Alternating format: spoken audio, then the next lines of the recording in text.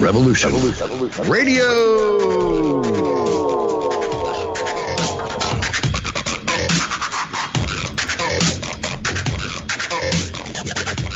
The opinions expressed on this radio station, its programs, and its website by the hosts, guests, and call-in listeners or chatters are solely the opinions of the original source who expressed them. They do not necessarily represent the opinions of Revolution Radio and FreedomSlips.com, its staff, or affiliates. You're listening to Revolution Radio, FreedomSlips.com, 100% listener-supported radio, and now we return you to your host.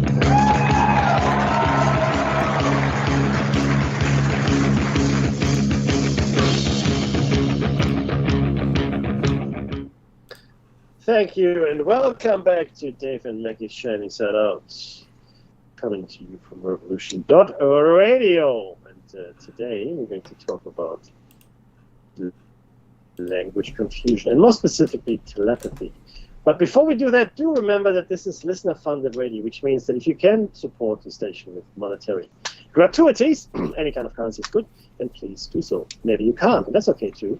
But you can tell your friends and family about the station and maybe some of the shows you like to listen to. And maybe one of those good folk can donate to us. Dave. Correct. We are back in language confusion, and we are about at my favorite point. I know, right? Why don't you get us started? Then we'll have a bit of a chat, and then we'll go right into the meat. I don't know where the meat is. I'm going to talk about telepathy. That's good. Show me the meat. What? You can't have any meat unless you've had your pudding. So telepathy.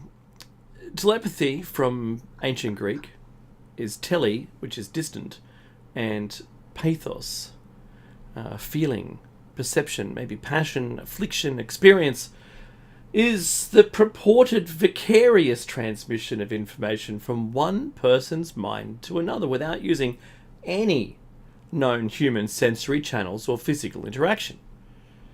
The term was first coined in 1882 by the classical scholar Frederick W.H. Myers, a founder of the Society of Physical Research, the SPR, and has remained more popular than the earlier expression thought transfer. Telepath experiments have historically been criticized, with a Z, for a lack of proper controls and repeatability. There is no good evidence that telepathy exists, and the topic is generally considered by the scientific community to be pseudoscience. I love that. Now, this is not what Mekki and I believe. No, this is the official That's position, right.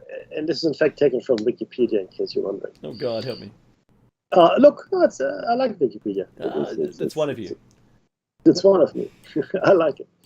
I like it because, what I don't like about it, I can't make any changes to any articles that I want to make changes to. They just reject all of my changes. Likewise. But still, I like it as a compendium. It's the Sheeple's Bible, Mekki. Exactly. That's why I like it. Uh-huh.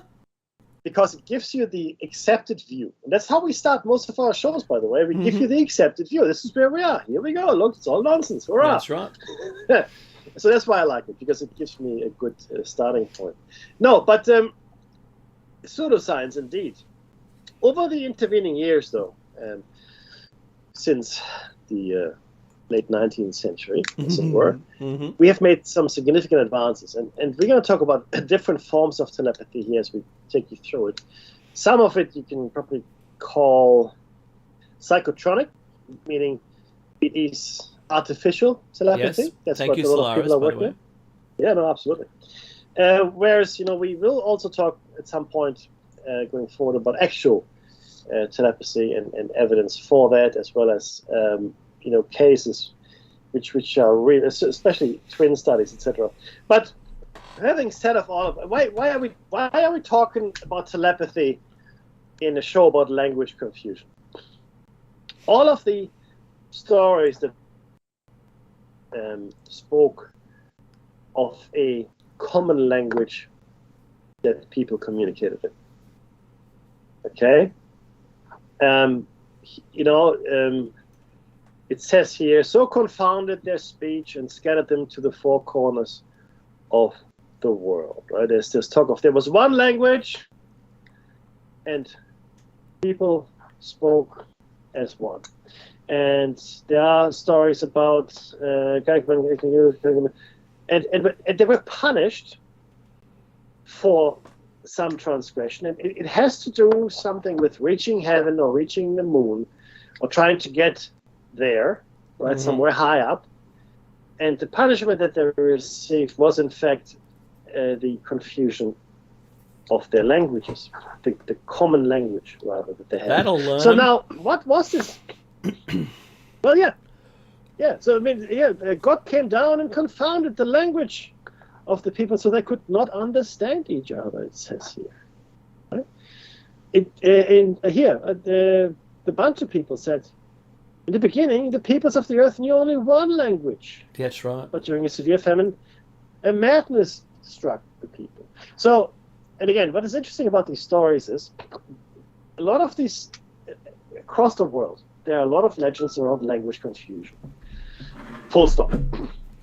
There are a lot of legends around which are connected around a great catastrophe, a flood, usually a flood, that is then followed by the language confusion. And in some instances, there's no reason given why the language was confused, because there was a madness that struck the people. Don't know why.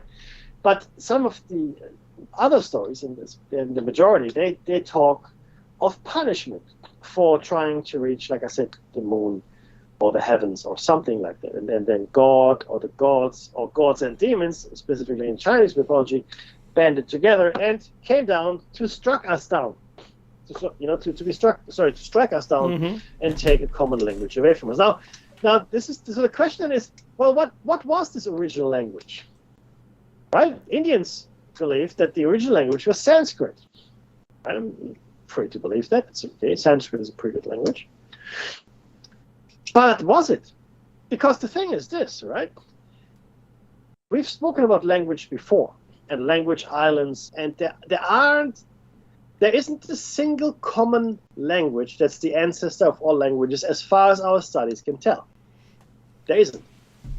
Right? Or you could argue, it's lost in the mists of time, etc., etc. Sure, you could argue that. But we haven't found even a shadow of a common language, right? And the linguists have been trying. They're looking, right? What we have found is language that aren't related to any other languages at all. Isolates, that's right. The Basque language. The language, exactly. Language isolates, right? Mm-hmm. The Berber language, the Basque language, like I said. There are a few others as well, right? They're just not related to any at all. None. Zero relation to any other language. So if we, for a second, take seriously the notion that it was one language. Sorry, go ahead, Dave. No, that's all right. Keep rolling. I'll come in after. Sorry. So if we take serious for a second the notion that in fact there was one language, then we should find some echo, some dim, memory of it somewhere, like some scientifically, linguistically provable connection. Yeah. Right. But we haven't. But there isn't any. So the furthest back we have from a language, albeit written, was Sanskrit, right, with its wedge-shaped tip into wet clay. That is the earliest that we can find, but it doesn't provide any hallmarks for us to work the other languages out from. Right? So, totally. But when would this all-pervasive language have been around from all the peoples in the world? It was pre-flood. Right? Well, that's what they say. Yeah. That's what they say. Uh-huh. Pre-flood, pre-catastrophe, there was a common language, right? Now, the flood did not wipe out the language. Now, you would think it would, Uh-huh. right? Because it scatters the people. No, that didn't happen. They still had a common language after the flood. It was only after they tried to build this edifice, This Tower of Babel. Yeah. Yeah. Only then. Now, maybe, and this is what we are postulating here, maybe there is no common or no evidence for common language found because there wasn't one. Well, Mikey, that's not very good. That's not what the show is about. No, it actually is, because let's assume for a second that we did have telepathy. And I love the way that Wikipedia has defined, well, it hasn't defined the word, the way it's just what it means. But telepathy, it is not just thought transmission. Mm-hmm. It is the vicarious transmission of information from one person's mind to another without using any known human sensory channels or physical interaction. Okay? Now, the word tele means distant. We know it from television, for example, right? Television, far side or distant side. So that's easy. But pathos could be feeling, could be perception, could be passion, could be affliction, could be experience. I think it's all of those. So this telepathy doesn't mean. Sorry. I think it's all of those. Yeah, exactly. So telepathy, but does not mean we're thinking English at each other. No. If Dave and I had telepathy, we would share experiences, emotions. It's like in my mind, I reckon it's like almost like being there, almost. He says Where if. You are, yeah. If we No, he says were if. able to. Mackie says if we had telepathy. Yeah, Mm. correct. It would be a download, like I think you've mentioned it last time, Dave. That's right. But the entire experiential download, right? So Dave wouldn't have to tell me about this apple he ate. I could feel how he felt about when he ate the apple. That's right. Yeah, and it is such a powerful Multiple channel. thing. Yeah, That's And- right. Yep. it's almost, I would say, I mean, I'm not saying it's perfect communication, but it's almost perfect communication, right? And there wouldn't be much room for misunderstanding. I'm And not it's saying much that there wouldn't quicker. be any room. And it But I defies it defies spoken language. Much quicker. And Yep. completely. So in my mind, it would make sense that we could articulate ourselves via telepathy. I think. Perfect I think we segue, did. Mickey. You're right at the right And point. was the spoken? I think we had that. I think, did we have spoken language? I do believe so. I think the children probably started babbling as well as babies. But Mhm. did you ever notice? And this is really interesting. Did you ever notice your child, if you have children, Mhm. looking at you as though the child can't understand why you can't understand it, That's right. right? They're babbling at you, they're crying a certain way, and why can't you understand what I want? That's right. Now the answer here is, well, maybe the child still has an expectation that you understand it telepathically. Exactly true, Mickey. Exactly Maybe true. the child, yeah, right? Yeah, and I'll give you an Have you example. experienced that? Yeah, I'll give you an example. So, if you're very careful at listening to the baby's cry, you'll hear an ah without a beginning compressed sound, like a nah, right? Each one of those. The nah is hungry, ah is I'm in discomfort. So if all you need to know are those two, you can get through it. But you've got to be very perceptive to understand the difference between those two sounds. Because the nah is the suction of drinking milk from a teat, right?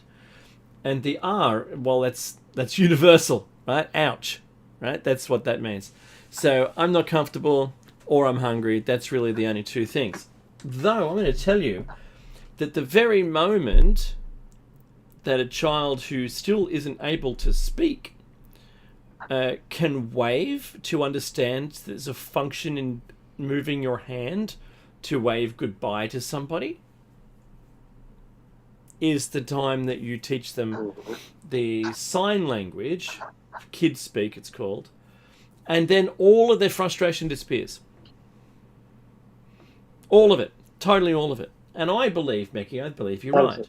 I think before they exhibit the hand waving, they're still thinking to us. using telepathy. Yes. They're thinking, why can't and we don't pick it up. So it's been taught out of us to believe in it, and taught out of us to be aware of it and to sense it. And I think that's really important. I actually proved this at lunch today. I went out with my daughter out to lunch, and I was talking about this with her, and I just said, have you ever looked at someone and then they just turned and looked straight at you? She goes, yeah, it happens all the time. I was going, I know, right? I said, I'll just go and do it. I'll do it here. And then this lady just turned and looked directly at me. She goes, you just did that, didn't you? And I go, yeah, I did. And I go, now this next one, have a look at this person over here. And then they just turned. And I said, I'm going to do it now without thinking. And I looked and nothing happened. So it was the ability to think towards the person, which was the trigger of the unsuspecting person wasn't aware of, but sensed it. And I think we have all these senses here. Yeah. But Meki, I've just lined you up. Except damaged, corrupted. I think whatever happened and not was taught. A global event. Mm-hmm. Yeah, it was a global event that shut down our ability to communicate that way. Okay. I don't know what it was, a virus, an energy wave, I have no idea. But whatever it was effective, right?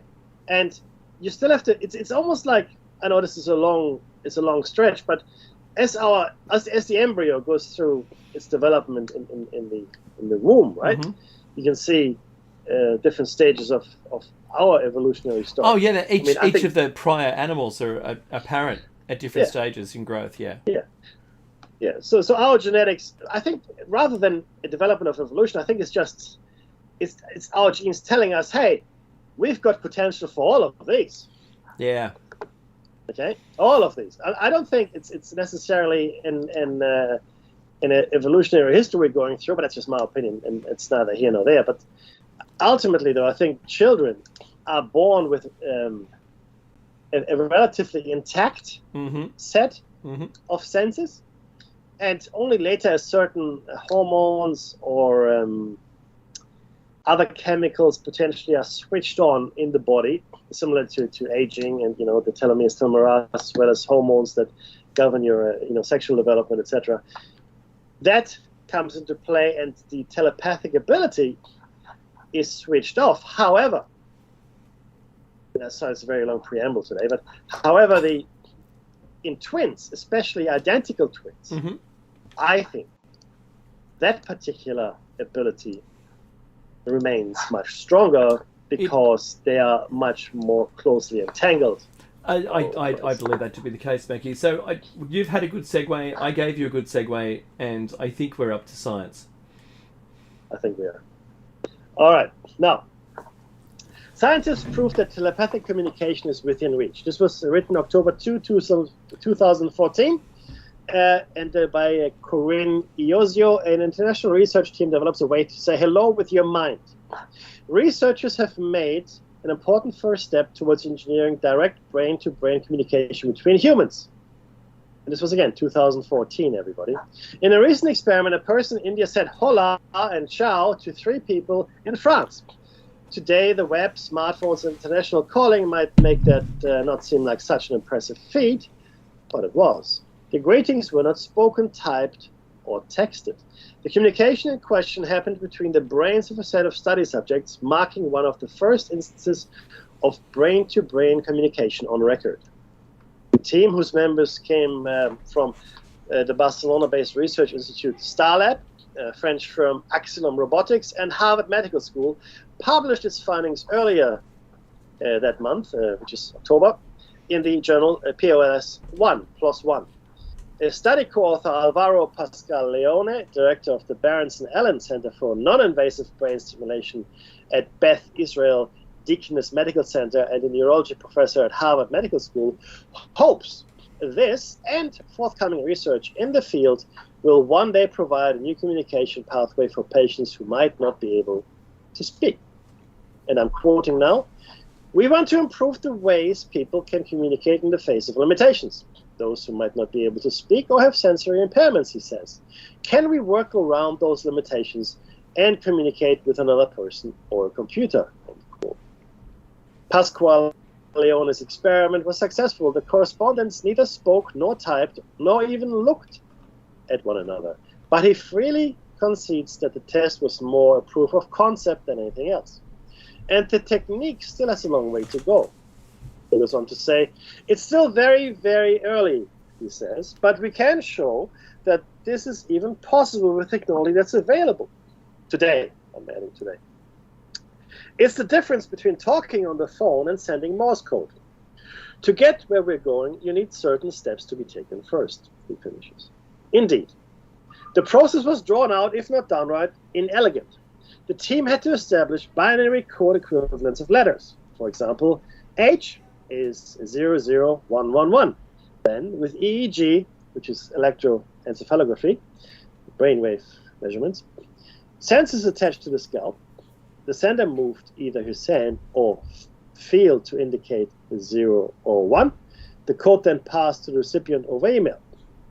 On the other hand, the receiver was blindfolded with the transcranial magnetic stimulation, TMS system, on his head. TMS is a non-invasive method of stimulating neurons in the brain. It's most commonly used to treat depression. The TMS headset stimulated the recipient's brain, causing him to see quick flashes of light.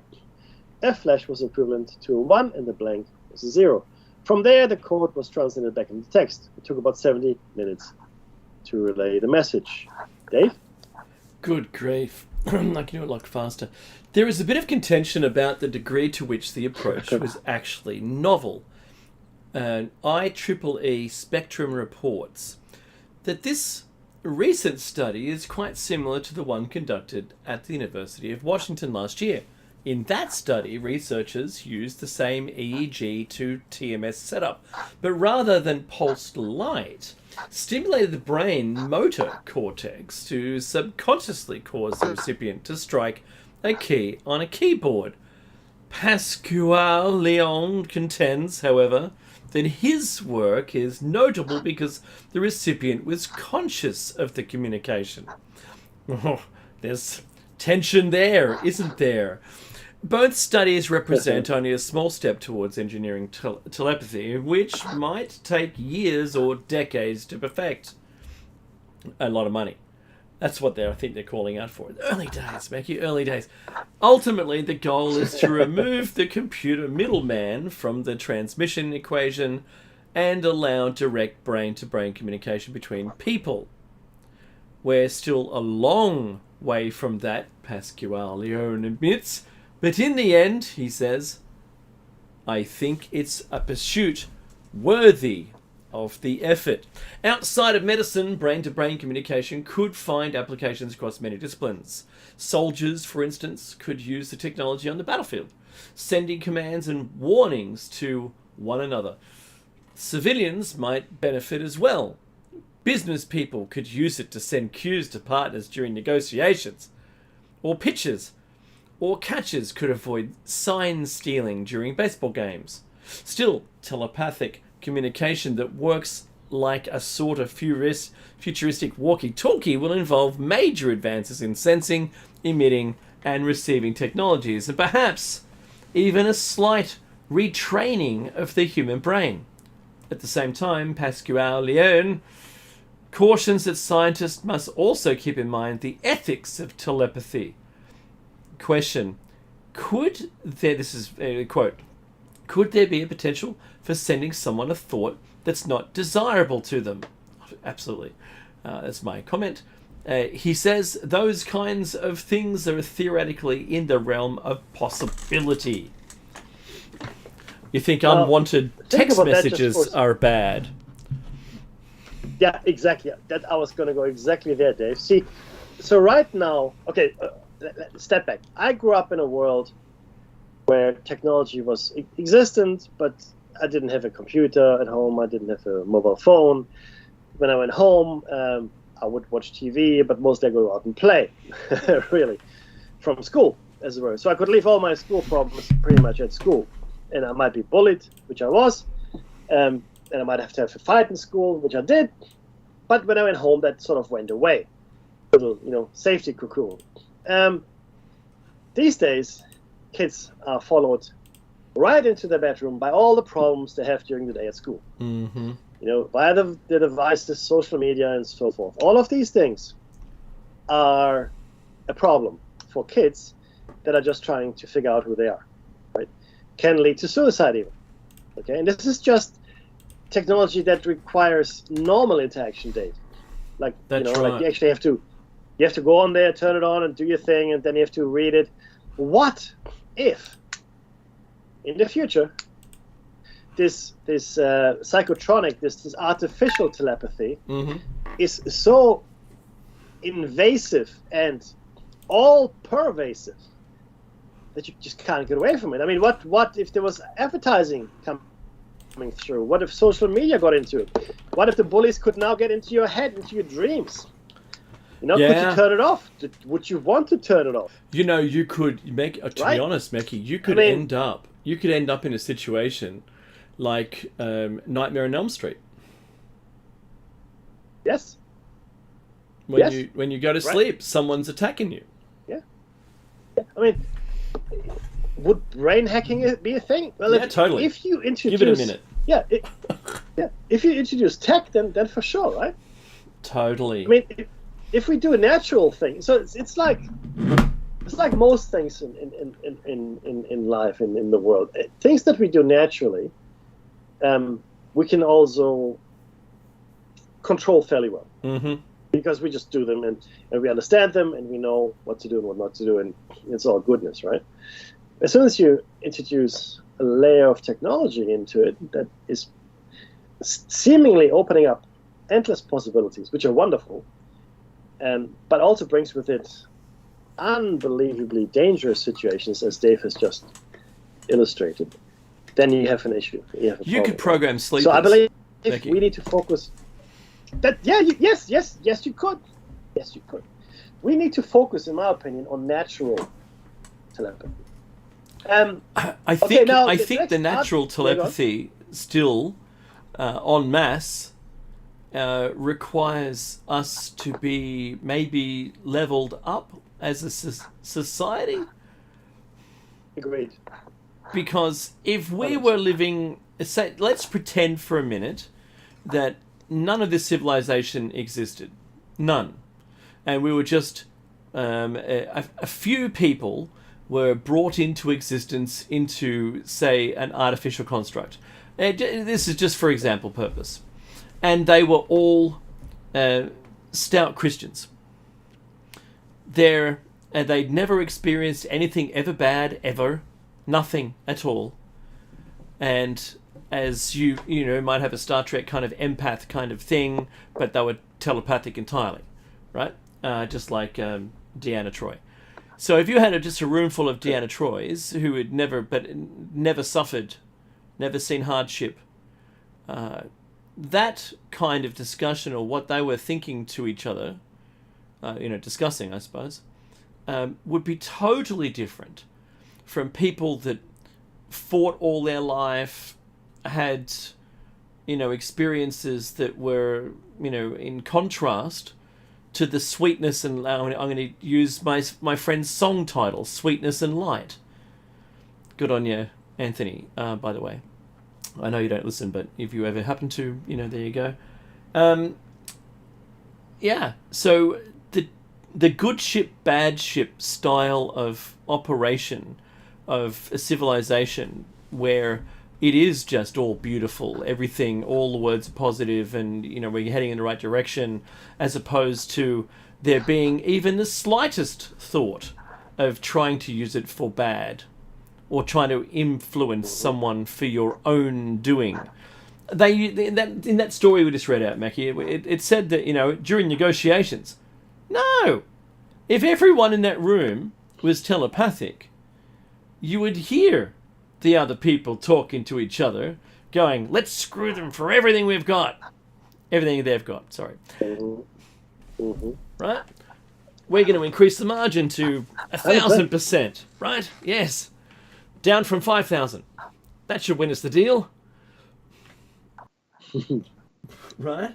So that to me doesn't sound like the place where you would want that in this construct, the one we're in, where greed and profit it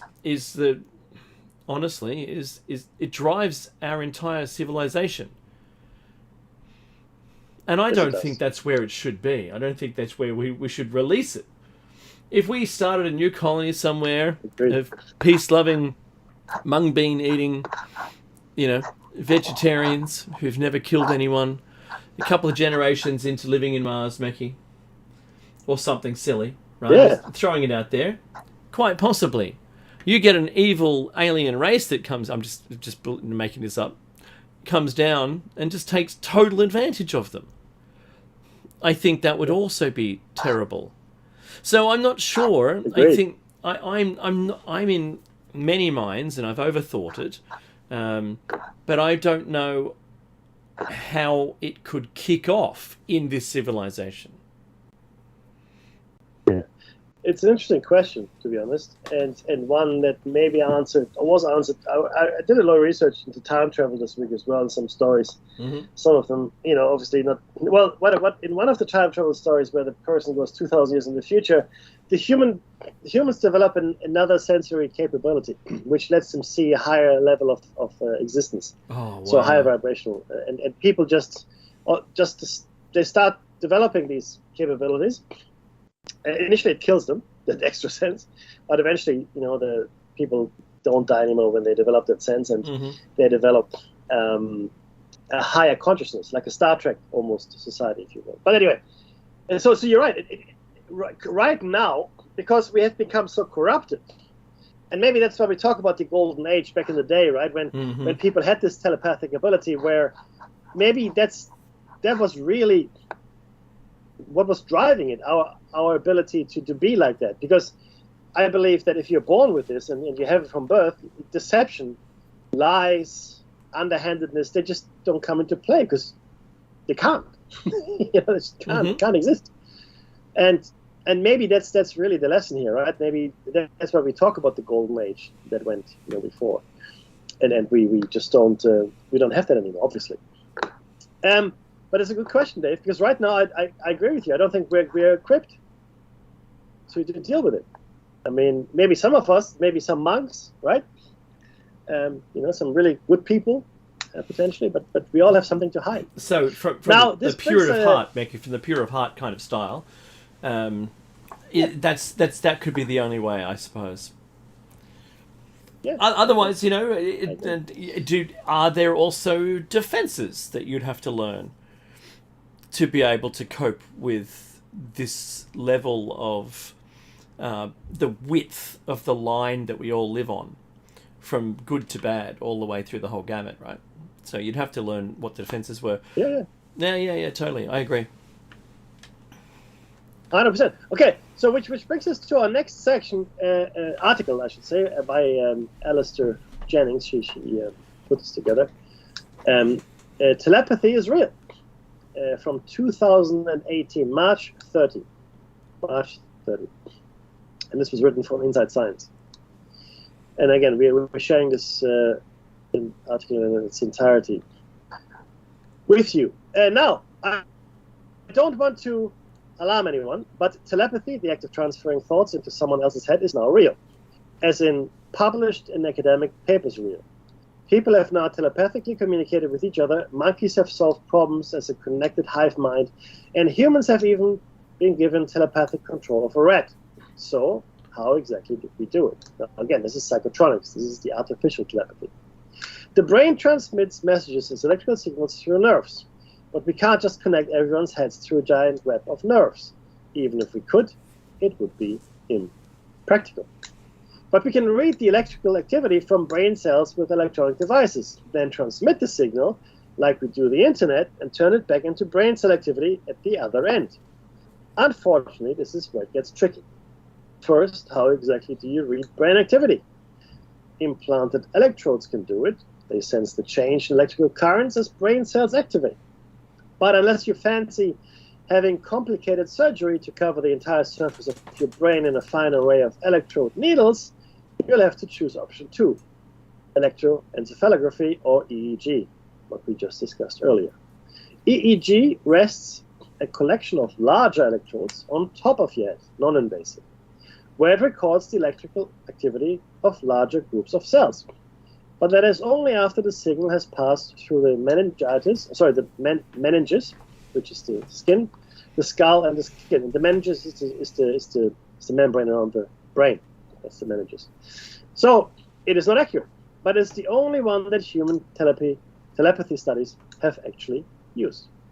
And now, an unexpected problem. How do we decode the signals we've got? We actually still don't understand how the brain codes electrical information. It would be like we can hear the brain thinking, but we have no clue about the language that it's speaking, except that it's going to be really complicated. To work around this, telepathy studies have got people to produce simple, stereotypical EEG activity. You can do this right now. Just imagine moving your hands and feet. Don't actually do it. Just imagine it. Your brain is now making that same stereotypical electric activity.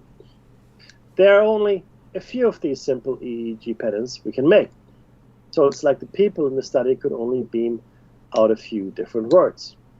Now for the hard part. How do we beam a thought back into someone else's head? Dave? If you went for the electrodes option back in part A, then we could just do it by passing some current back into the electrodes. Although we'd have very little control over what kind of thoughts were stimulated. If you're not wired up for that, then you could do it magnetically. And to do that, you'll need a transcranial magnetic stimulation wand, which creates a strong magnetic field at its tip.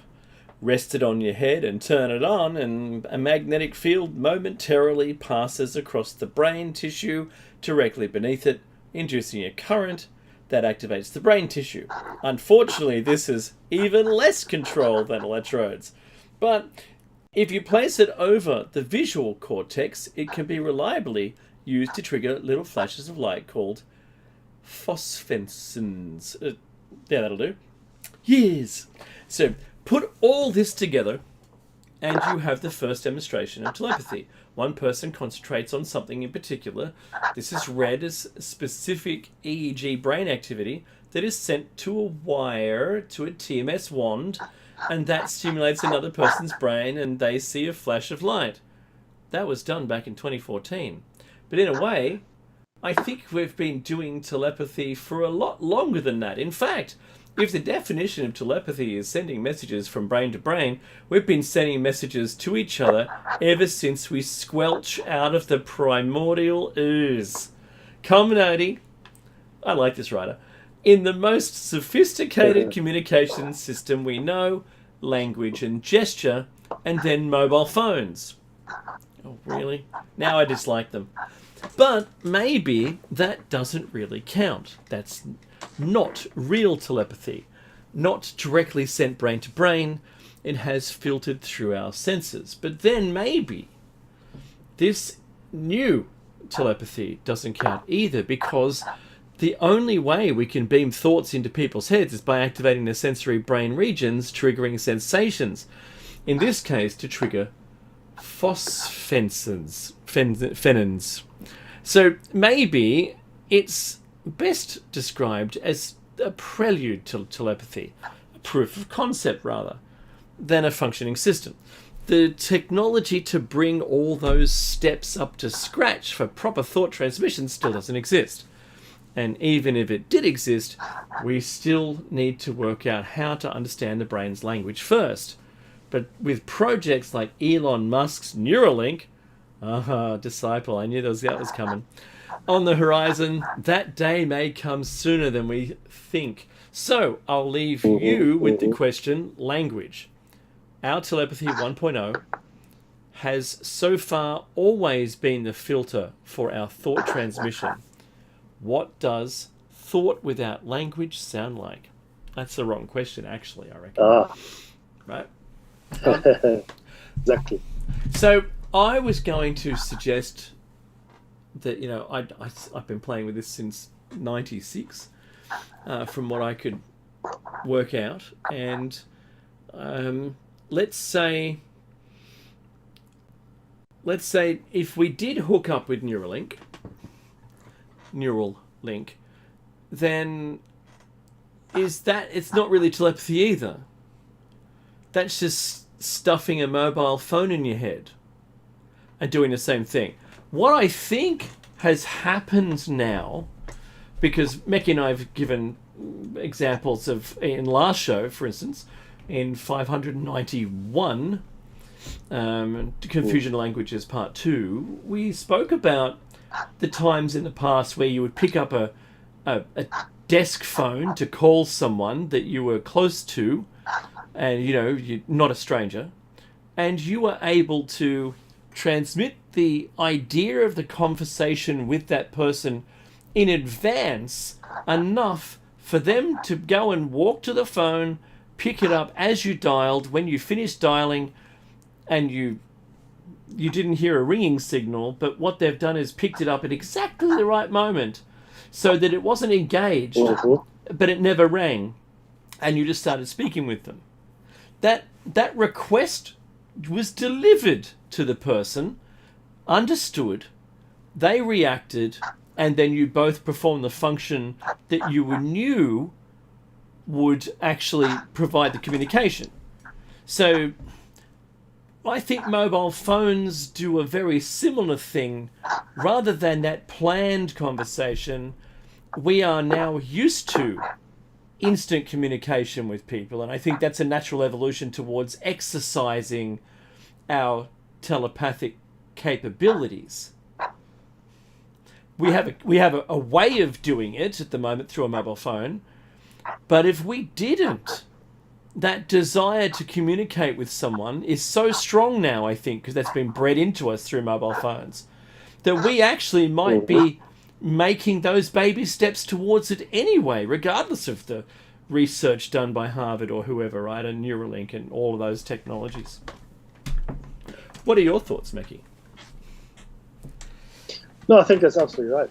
And I think the point you made earlier around, chicken and egg, language and thought, right? Mm-hmm. In my mind, thought is first. And not just thought, but also the entire geography, the entire landscape, the entire topography of your brain activity, as it refers to your experiential universe, is before language. Language has arisen out of a need to make one another understood to each other. If you had a better mode of doing that, then language or sound, unless it's musical, like singing, for example, wouldn't really come into it, right?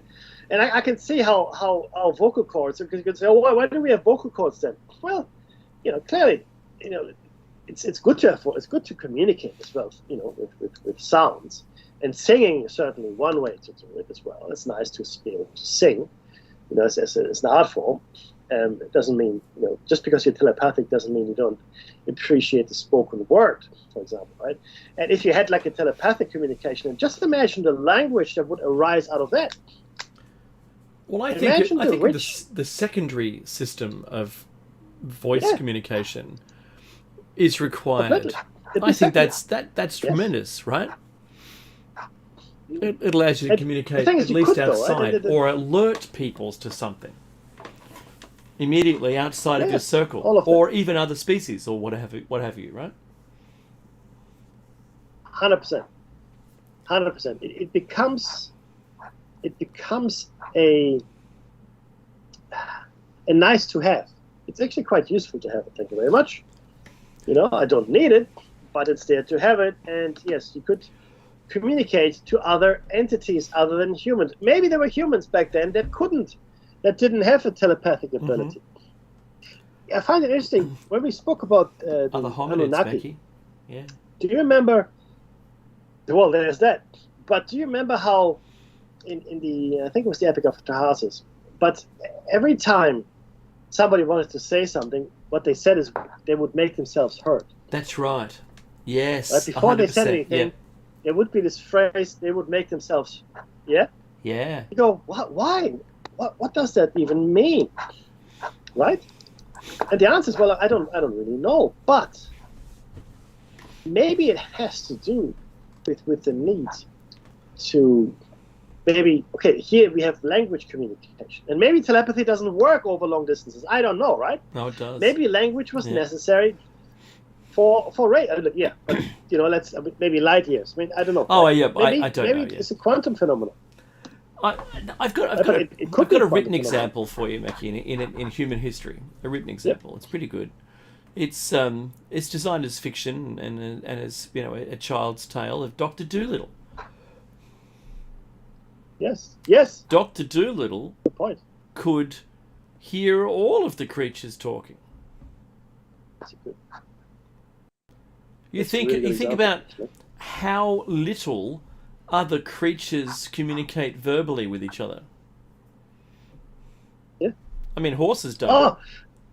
Do you know what I mean? And in fact, you see now, but see, the communication is usually not always, but it's around warnings or alerts. Yeah.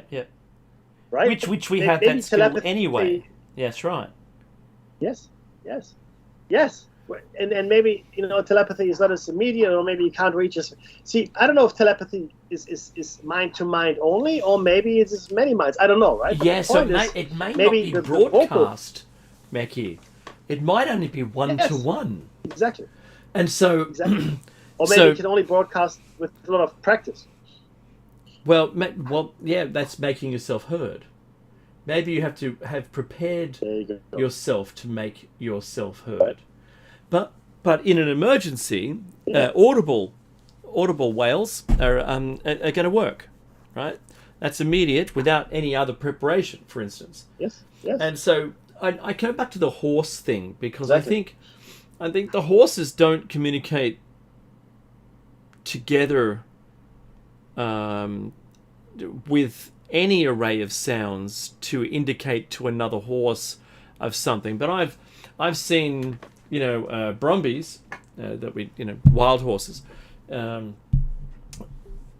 together play openly and without any hesitation to be able to communicate to themselves as they play. If they run, if there's things to do, where we're going to go, and it's not all about the leader. Sometimes it isn't the leader that moves first, yeah, but they all follow. So I think we did it. I think we did it as kids as well when we played, and it wasn't all visual cues like a flock of 500,000 birds will all turn, even in 1,000 frames a second. You don't watch one turn, then another turn and react, and you see a field of change through the flock. There's something there, and I think fish do it too, to a certain extent, right? So, gonna say, Dr. Dolittle to me when I was a kid was the story of telepathy. I completely agree. It makes the most sense because, believe it or not, now Dr. Dolittle is a well-known children's tale, but there are many, many stories of many, many people that had the ability to communicate with animals. And one story sticks in my mind is where the animals, when they were asked, well, why can't we do that anymore? Because you've forgotten how to listen. Wow. That sort of stuck in my mind for the longest time since I was a child, and even now, because you've forgotten how to listen. Now, I always, back then, used to attribute it to the fact that there's too much noise in the world. It's just, we're just too noisy. We're just not good listeners anymore. But what if we really couldn't listen anymore? What if that faculty that we once had? And the thing is this: there are organs in our body we don't know what they're for. That's right. We don't know. Right? I mean, for the longest time, we thought that the telomeres are junk DNA. It's just junk. Doesn't do anything. Right. It's very important, in fact. Right? We'll be in trouble without it, but it's junk. Don't need it. The appendix, what good does it do? You can cut it out. Right? In fact, you've got the tonsils, a whole bunch of stuff you can cut out and live quite fine without. That's right. But nonetheless, there they are. Right? How many atrophied organs do we have in the body? People talk about your third eye. All the time. And then people have said, it's actually the pineal gland. In fact, the pineal gland was an eye in previous iterations of creatures. That's true. And then it just like a third light sensing organ, not just like There's a metaphorical, fish with actual. an entirely clear cranium, and its pineal gland is its eye. Yes, that's a thing. Yeah. Everybody, just so we're clear, right? That's actually a thing. So then, other parts of our brain, like again, I'm going through puberty. In puberty, things grow in your body. Like women develop breasts, for example, right? Not to be indelicate, but they weren't there before.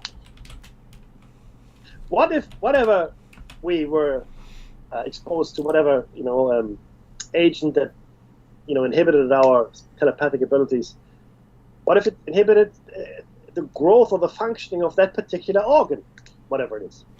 Maybe there was a future in that organ, Mickey. Yes. Right.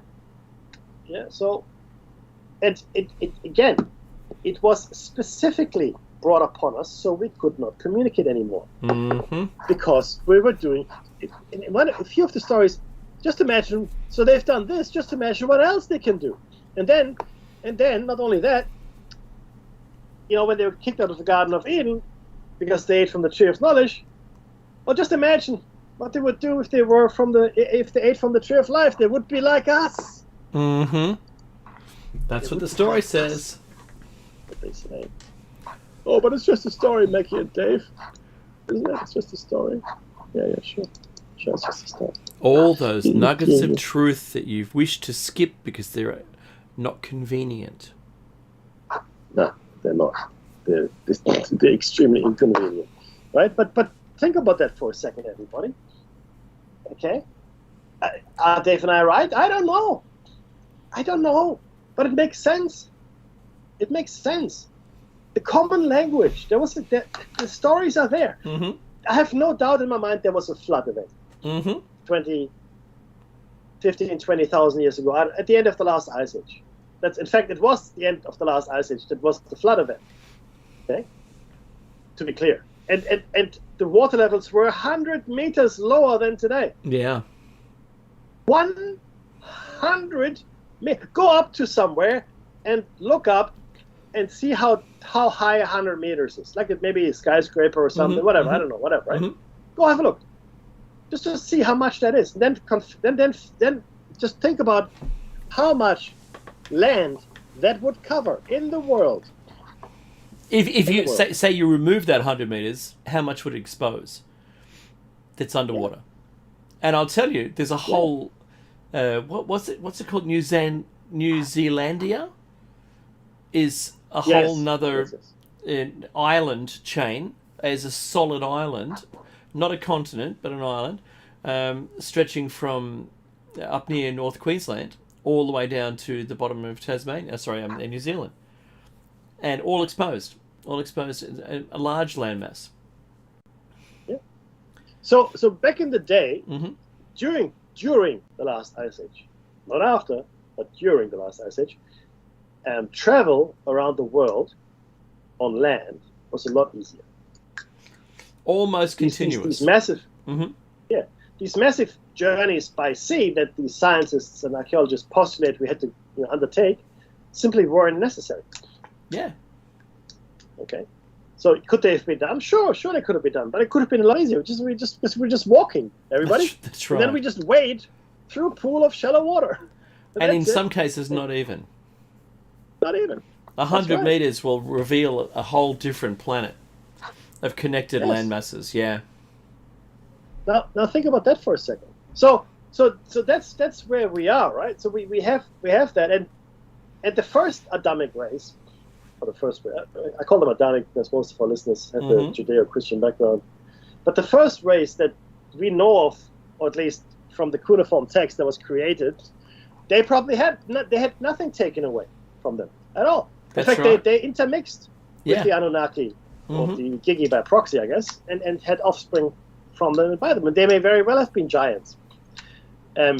Maybe they had a very short childhood, which is our expression. Maybe the way we are, children in my mind, for the Igigi was a very short period of time only.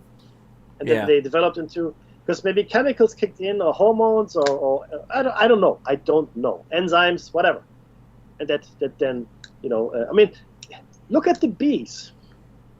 Why do you look at bees now, Mackie? You're talking crazy. 1 minute. Food. Food determines what kind of bee a bee becomes when it grows up. Only food. That's a chemical. Okay? Yeah. So let's be very clear here that biology, nature, is astounding. It really is an amazing thing. As you can look, we are quite passionate about this topic, like most of our topics. Yes, true. So, and it is really just food for thought, everybody.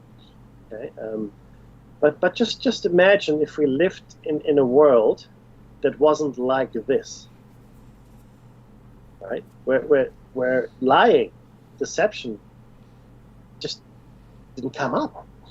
They were just not a thing, right? They're just not a thing. Because you could sense that the person was lying. Yeah. And so you just didn't. How about that? That would be bred out of the civilization pretty quickly. Yeah. I mean, it'd be quite something if you think about it, right? Quite I've something. got a box filled with nothing. That's the way I like it. Hey, we've come to the end of the show. Can you believe it already? My goodness. I know, right? So the music's just about to start, but in advance, I'll say that coming up next is Jer Bear with his awesome show. You can actually catch Meki and I on another brand that is Plato's Cave, and that is 7 a.m. Eastern Time in the US, both Tuesday and Thursday mornings. You can wake up with Dave and Meki on Plato's Cave. Woohoo! And until We our do. very... Thank you. And until our very next Shiny Side Out, do take care. And, yeah, love your work, guys. And hello to you there, Deacon John, in the chat room. And I don't know why there's no music, Meki, but it should be there. Take care, everyone.